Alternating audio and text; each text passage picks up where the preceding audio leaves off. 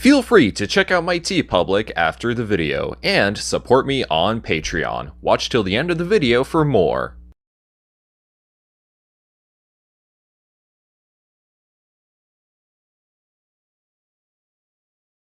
Within the next 30 minutes, your eyes and your mind will be transported to a strange world of monsters and unbalance. You will enter the mind of special effects director Eiji Tsuburaya, and afterwards you will buy a t-shirt from my TeePublic and support me on Patreon. Okay? Fine, you got me.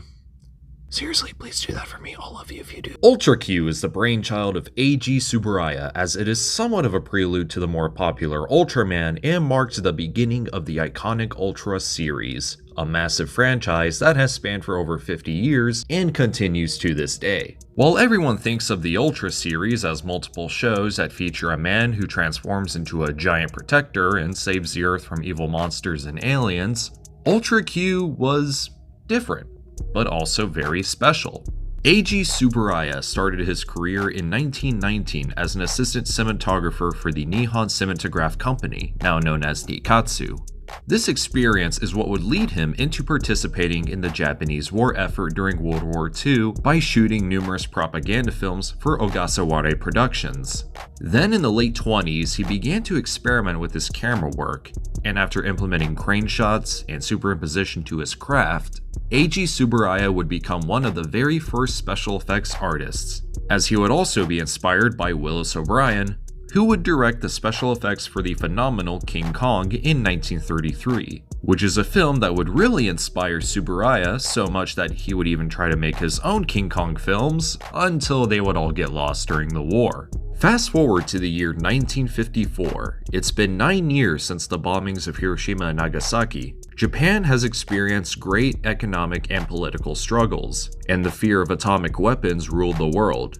Tsuburaya would apply his filmmaking techniques and birth the art of suitmation in Tomoyuki Tanaka's creation Godzilla, directed by Ishiro Honda, in which Tsuburaya was the lead director of special effects.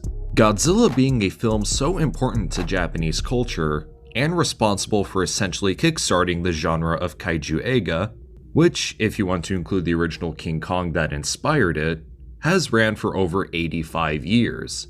And after working on the third installment in the Godzilla series, Eiji Tsuburaya decided to start his own production company in the special effects industry in 1963, appropriately named Tsuburaya Productions. Inspired by The Twilight Zone, Eiji Tsuburaya wanted to create a show with a similar premise where each episode is an exploration of strange supernatural anomalies. However, Tokyo Broadcasting System, or TBS, urged Tsuburaya to place more emphasis on monsters, considering his work on Godzilla, Mothra, Rodan, and others.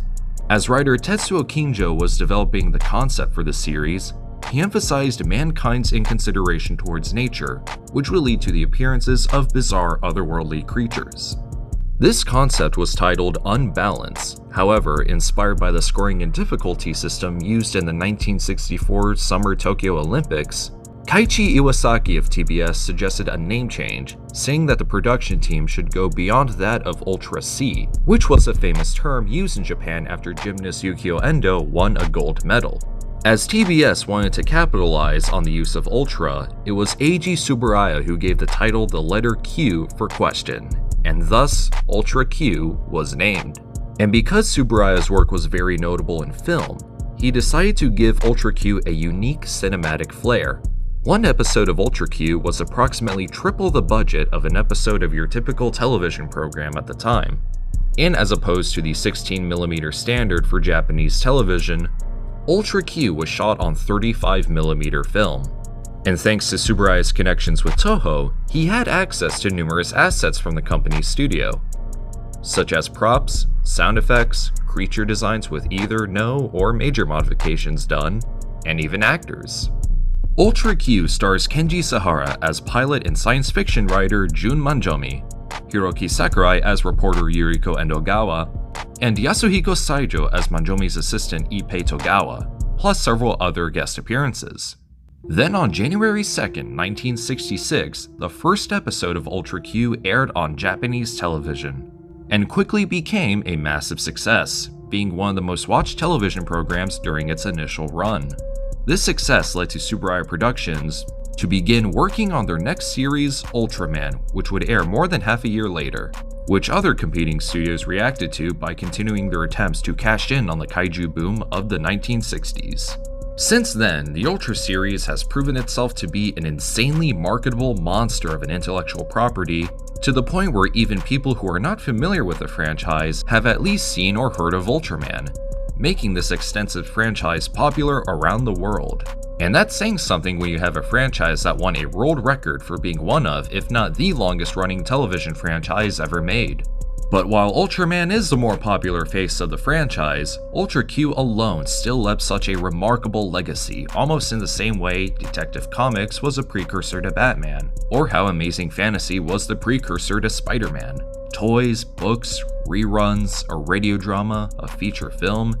Just saying that Ultra Q was a popular TV show doesn't quite do it justice. All supported by fantastic, wonderfully crafted episodes that are all unique in their own ways, with excellent performances, memorable creature designs, bizarre premises, and a very chilling atmosphere complemented by its soundtrack and opening and closing narrations. And since I plan this to be a pretty lengthy review of Ultra Q, I might as well pad out the runtime by talking about my favorite episodes of the series, as well as ones I highly recommend watching. And while it may come off as a disservice to the series, Ultra Q is 28 episodes long, and while they're all just amazing, I understand it's quite an investment like any other show. And while this will come off as a guide of sorts, this is still entirely my opinion. And considering how unique Ultra Q is, other people may have different episode recommendations. So really, there's an episode of Ultra Q for everyone, like how there's a Godzilla movie for everyone. But before I begin, I just want to remind you that this series was released on Blu-ray by the good fellows at Mill Creek Entertainment. And to make good use of this set, I'll be recommending episodes from all 4 discs. I also want to give huge props to the special effects directors who worked on Ultra Q. It would be a great disservice to them in this series if their hard work isn't noted. And I also want to take this moment to remember Tokusatsu and anime writer Shozo Uehara.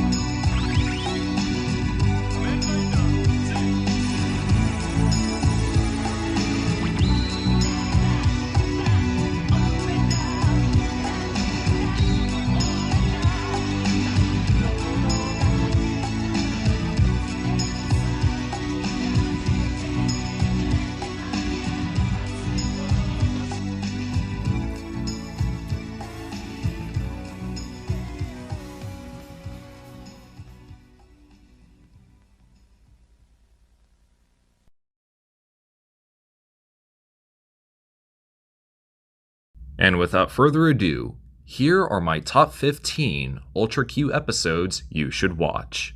When starting a new series, I find it very important to watch at least the first 3 episodes, just to get a feel of what the show is like. And if you like what you see, then by all means continue. Episode 1, Defeat Gomez. A massive egg is unearthed, and the underground monster Gomez is awakened. As Gomez begins his rampage, the bird monster Litra hatches and attempts to stop the creature. All around, it's a very solid pilot episode, thanks to Hajime Tsuburaya's directing and the writing from Kaito Senzoku. Episode 2, Goro and Goro. A giant monkey is found at Amagi Mountain, or Monkey Mountain if you will.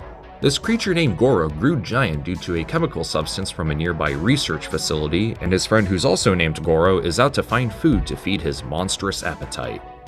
This is the first episode written by Tetsuo Kinjo, and all around, it's goofy, but really fun.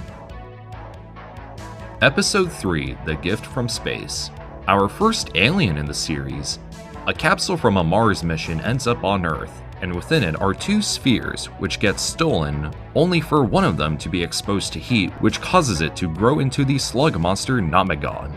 Very chilling. Episode 5, Pegula is Here.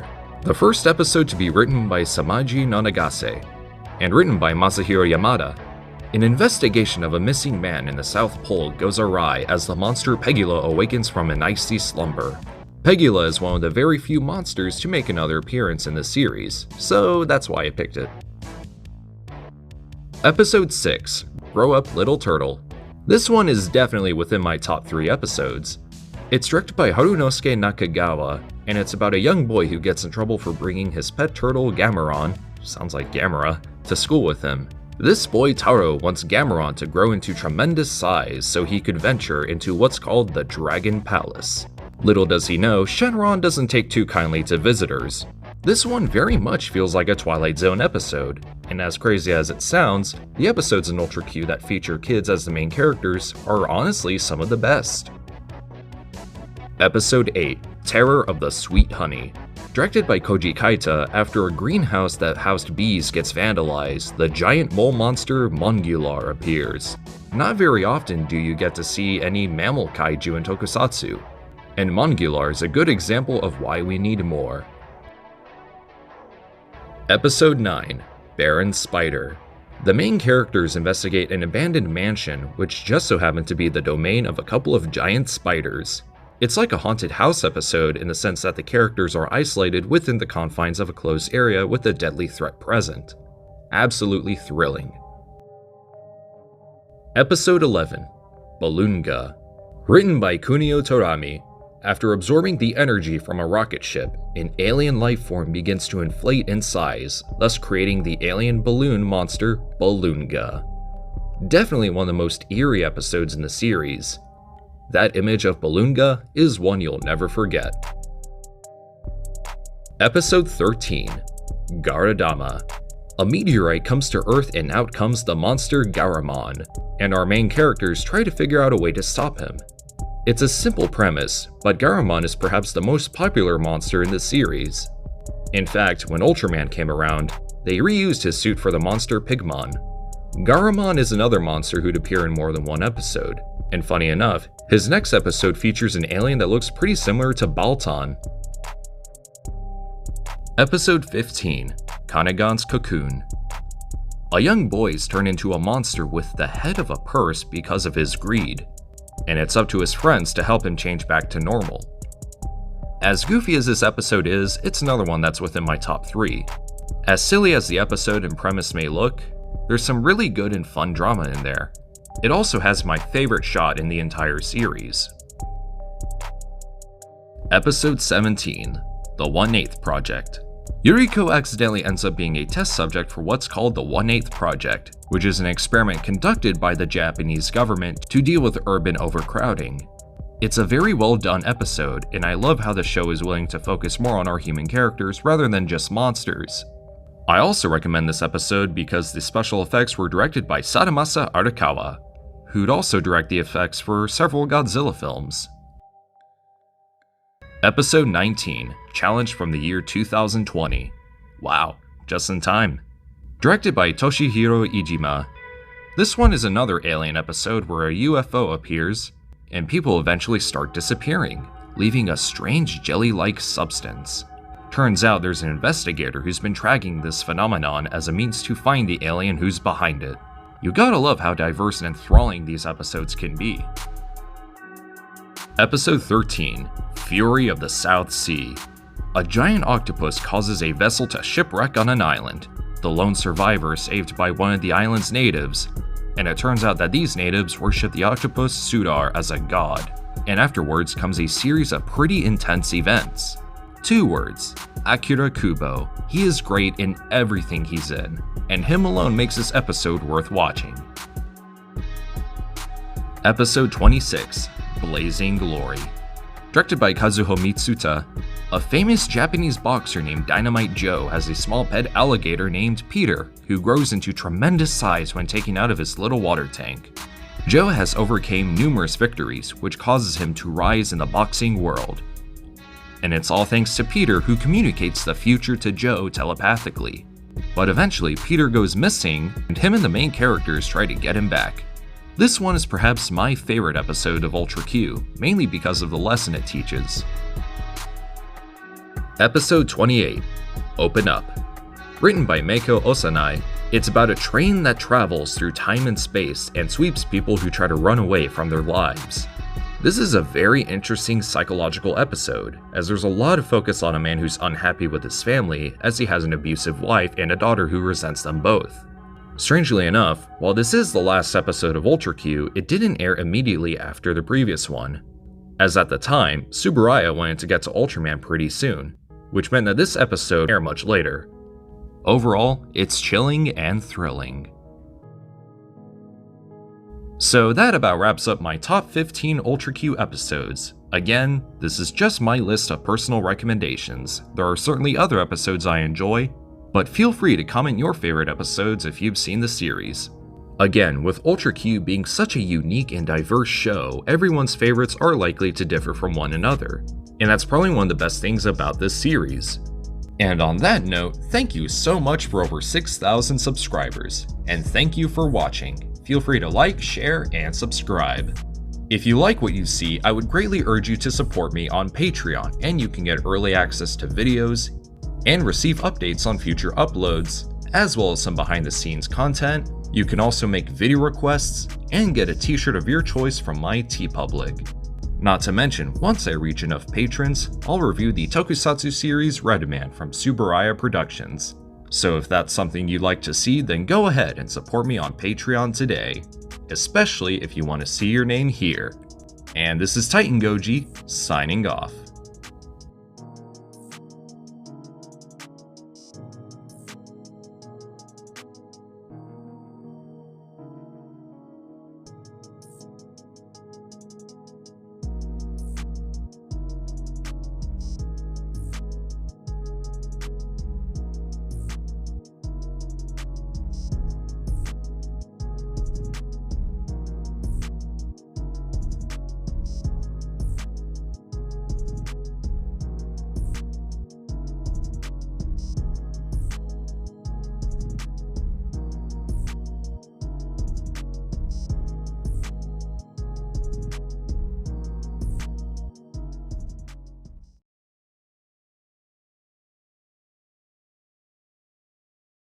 Hey, Peter!